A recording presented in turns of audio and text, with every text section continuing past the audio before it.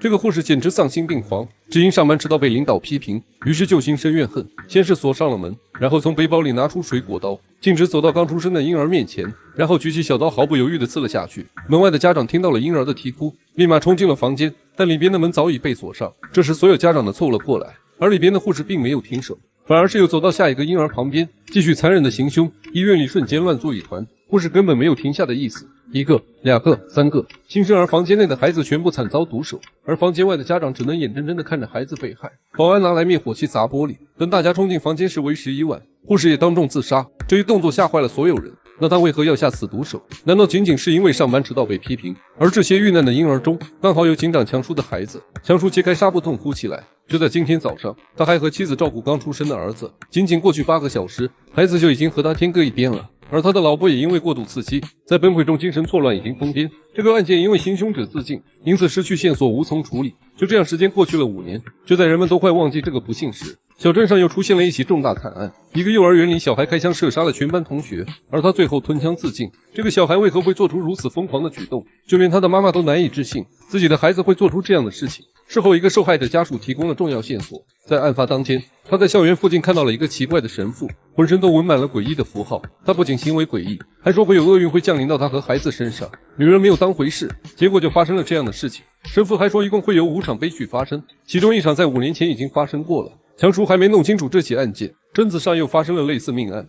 这个保洁员疯了，将高压电线绑在身上，然后眼神呆滞地走向泳池。教练想要上前阻拦女人，但她却像是被什么附身，根本不听劝阻，反而直接将教练电死。泳池里的孩子都害怕极了，拼命向岸边游去，但最终还是慢了一步。保洁员带着有电的高压线跳进了泳池，上百个孩子都成了他的陪葬品。强叔一觉醒来又接到这样的电话，又是大规模的自残凶杀案，还是一样毫无头绪。强叔作为警长压力山大，迫于无奈他请来了刑侦大师阿力。其实阿力很早就开始研究此案，因此他已经锁定了一些目标。当听说这个人可能就是杀害儿子的凶手时，强叔立马来了兴致。很快阿力就在游泳馆发现了异常，通过特殊紫外线看到很多非人类印记，在之前的医院和幼儿园也同样存在。强叔突然想起5年前那个目击者所说的神父，但苦于找了好久都没找到证据，所以也只能是怀疑。转眼半个月过去，大街上一辆车突然停了下来，将女人电晕过去，然后一把抢走了她的孩子。这个人正是那个诡异神父。他们刚刚离开，一个眼镜男就出现了，大家都还在看远去的汽车，所以并没有注意到他。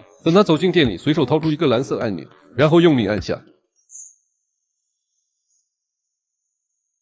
这已经是第4起自杀式袭击了。接警后，强叔立马赶到现场，在紧急调查后发现，被抢走的小男孩曾在幼儿园和游泳馆都出现过，但在2次事件中都幸运地活了下来。就在这时，人群中传来声音，强叔和手下立马跑了过去，从幸存者的口中得知，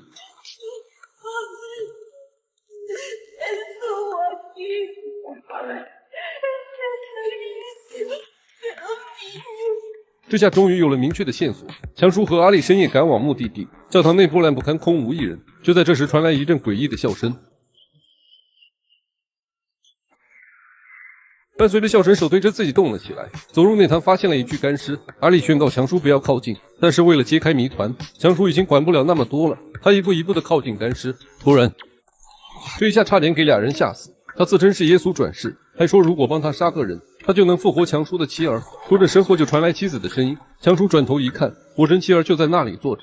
阿力劝他这是幻境，别陷入圈套。可此时的强叔早已失去了理智，缓慢地走向妻儿，看着自己的挚爱，强叔瞬间中招。其实这根本不是真的，这边恶魔挣脱了束缚，想趁机附身强叔转世再生。就在危急关头，阿力开枪打碎了恶魔。这时强叔的妻儿也消失不见，这下强叔彻底疯了，然后将所有怒气都撒在了阿力身上，一拳一拳打在他的身上。就在这时，原来是神父出现了，他直接用麻醉枪击晕了强叔。等他再次醒来时，神父向他解释了一切。他们抢走的那个孩子是耶稣转世，等了1000年，终于等到了现在。之前所发生的惨案都是那个恶魔操控信徒所为，为了保护这个转世耶稣，因此必须把孩子送到安全的地方，但走大道一定会被恶魔发现，所以必须另辟蹊径。在强叔的带领下，他们打算利用之前毒贩留下的地道出境，可走到中途时意外发生了，强叔竟然被恶魔附身。神父拿出护身符，然后不停地念经，想要逼他现出原形。但此时强叔已经完全被恶魔控制，化身恶魔不停地追着男孩，最终跑出地道，举起枪就要射杀2人，